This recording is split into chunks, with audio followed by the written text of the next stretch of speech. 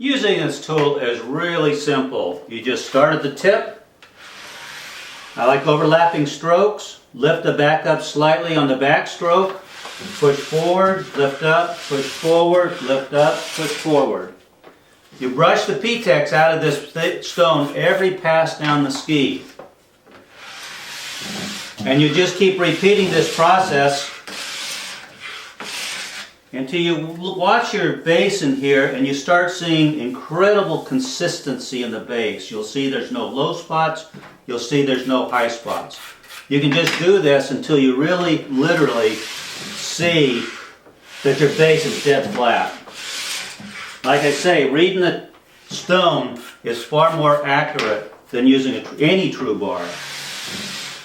And you just continue doing that until you have structure set and base consistency.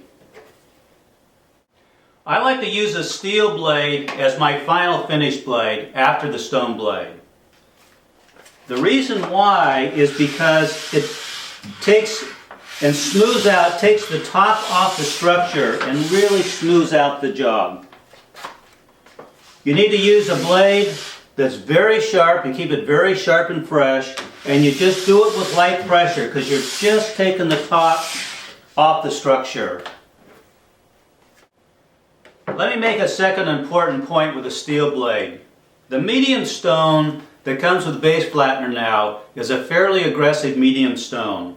If the snow is really fresh and cold, you need to destructure that medium stone, and the way you do it is with the steel blade.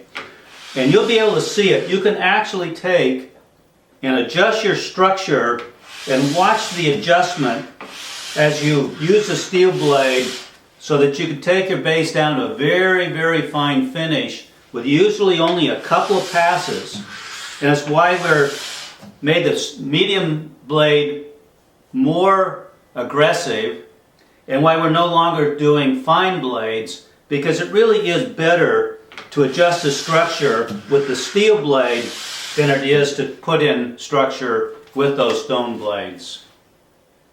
Let me whiteboard my thought process here. When you put in structure with a stone blade, it looks something roughly like this. The problem with that is that these peaks will create drag. These valleys break surface tension.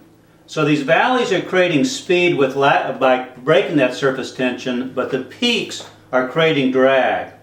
When you use the steel blade as final finish, what happens is you knock those peaks off.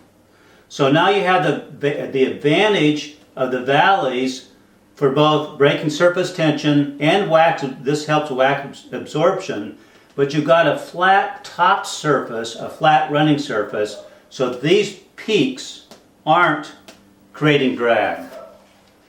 A second point about using the steel blade for final finish is you may create some very fine hairs with the stone blade, but when you use steel blade for final finish, it'll cut those hairs off. So now for a few final points. You can easily put 50 to 60 pounds of pressure on this tool.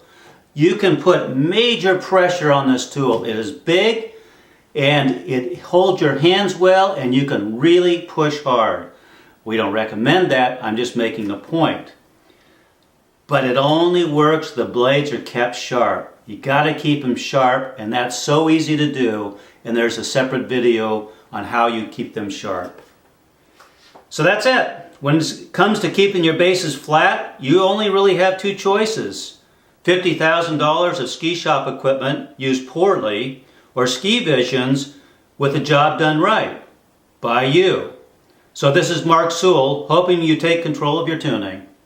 See you on the slopes.